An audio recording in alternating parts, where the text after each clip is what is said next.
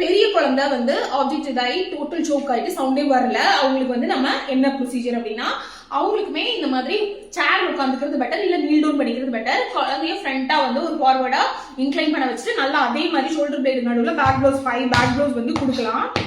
So 5 back ப்ளவுஸ்லேயே வந்து கீழே வந்து விழுந்துருச்சு ஆப்ஜெக்ட் அப்படின்னா வெல் அண்ட் குட். அப்படி இல்லை விழுகல அப்படின்னா, வாயில் ஆப்ஜெக்ட் இல்லை அப்படின்னா நம்ம ஃபிஸ்ட் வந்து மேக் பண்ணிட்டு 5 அப்டாமினல் த்ரஸ்ட் வந்து பண்ணணும். குழந்தை மாதிரி இந்த குழந்தைய நம்ம கையில் திருப்பி போட்டுலாம் பண்ண முடியாது இல்லையா, அதனால ஹெய்ன்லிச் மேனவர்னு சொல்லக்கூடியது பண்ணணும். வலது கை ஃபிஸ்ட் மேக் பண்ணிக்கணும், இடது கை நல்லா க்ளோஸ் பண்ணிக்கணும்.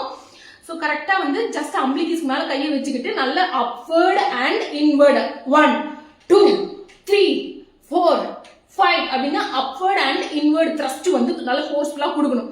ஸோ இந்த ப்ராசஸ்ல எது வெளியே வந்துடும், அப்படி வரல அப்படின்னா இதே பேக் ப்ளவுஸ் அண்ட் அப்டாமினல் த்ரஸ்ட்டை வந்து நம்ம ரிப்பீட் பண்ணணும். மெயினா வந்து பெரிய குழந்தைங்களுக்கு இந்த ஹெய்ன்லிச் மேனவர் தான் வந்து மெயினா வந்து ஃபோக்கஸ் பண்றது.